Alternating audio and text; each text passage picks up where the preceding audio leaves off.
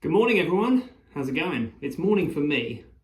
I don't know whether it is for you, but I wanted to talk to you today about something that we've been talking about on the Revolutionize Your Running page, the Sling method page, for the last couple of weeks, which is creating horizontal forces. Now, horizontal forces create forward and backward drive.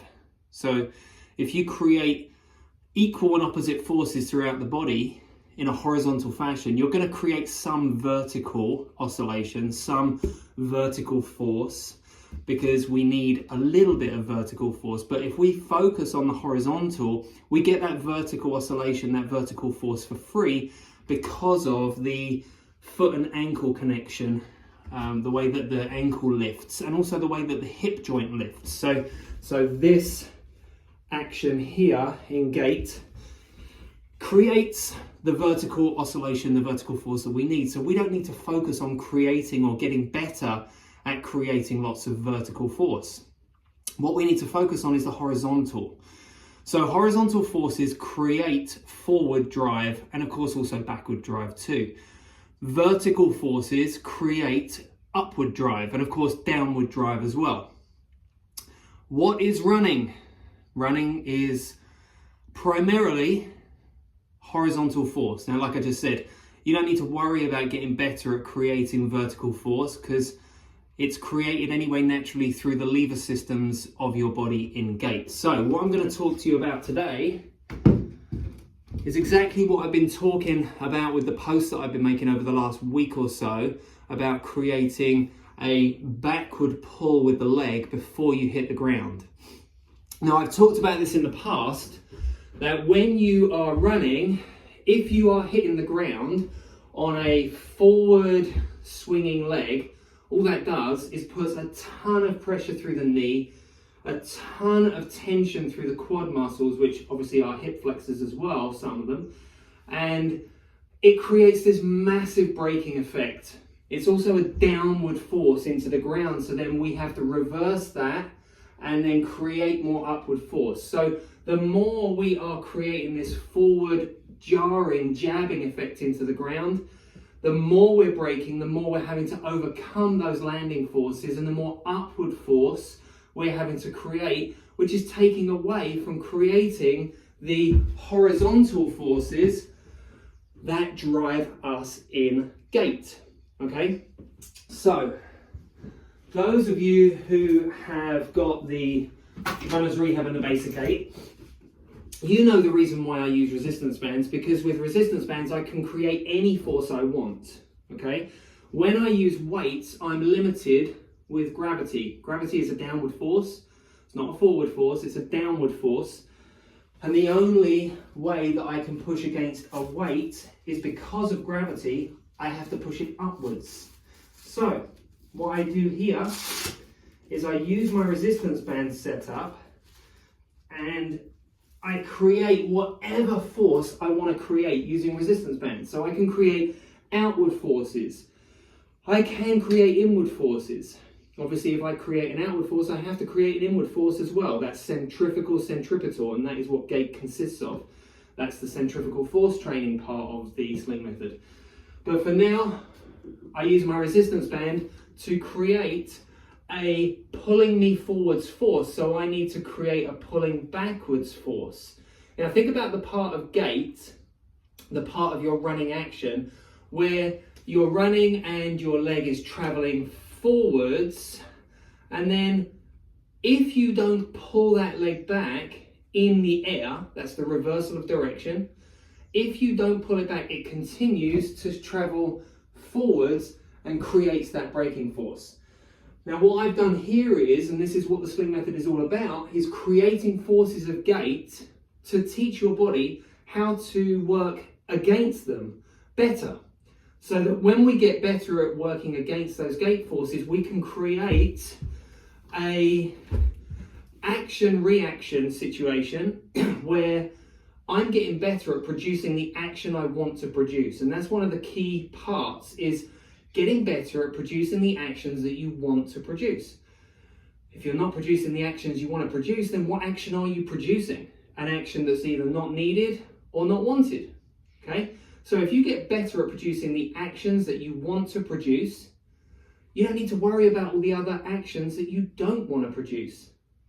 Make sense? Pretty simple, right? So I'm going to show you a quick setup here. Now this is exercise 6 in the basic gait. This is the 1, 2, 3 band hip thruster, and you'll see why.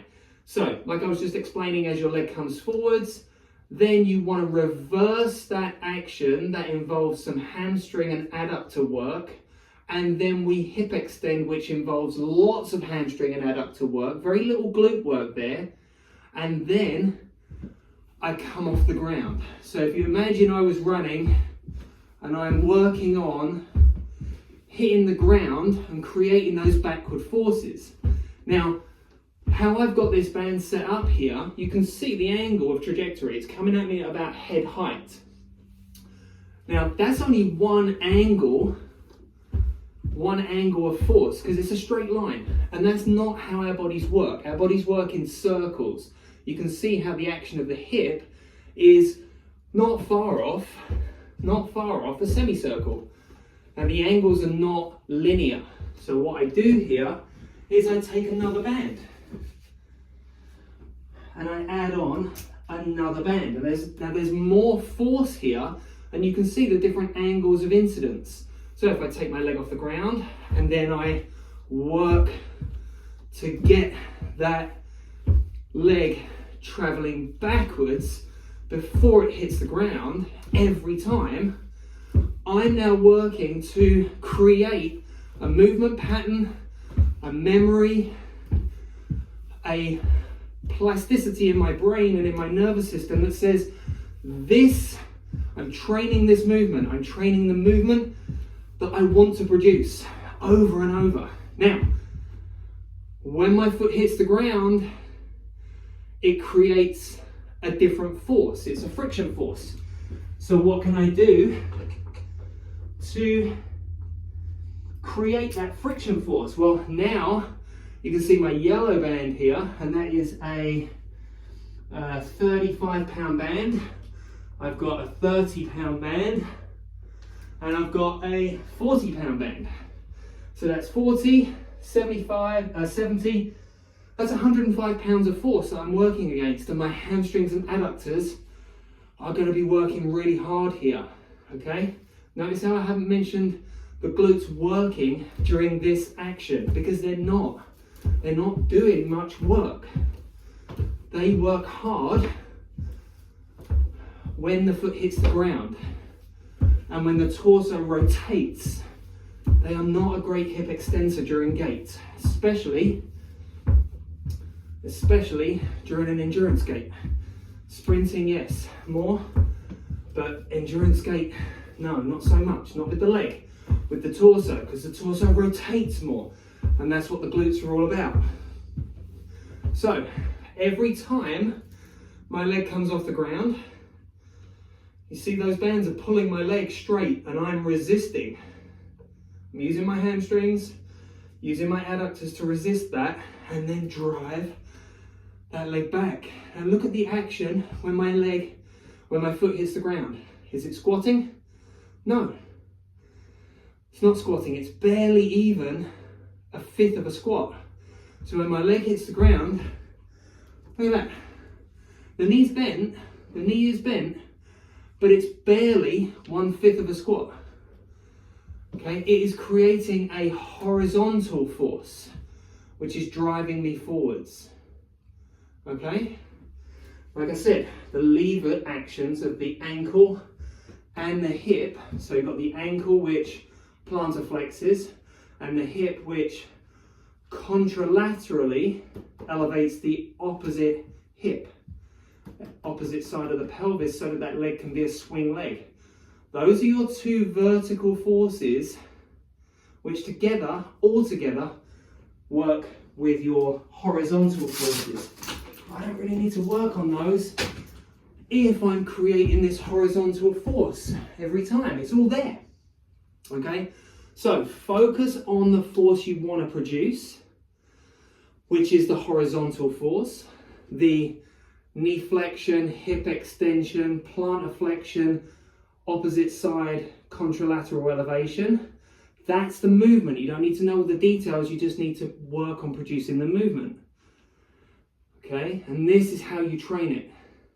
Using horizontal resistance, horizontal force. It's a centrifugal force, so I have to create a centripetal force against it. Every action, I have to create an equal and opposite action to the reaction, reaction to the action. There's always tons of forces there. And if we're working effectively, we will be much better runners, much more economical runners, which then creates the efficiency because we're not having to work so hard, and we'll get faster for less effort because we're doing the right training, not the wrong training. Focus on the action to create the forces that you want to produce, not the ones you don't. Have a great day. Bye-bye.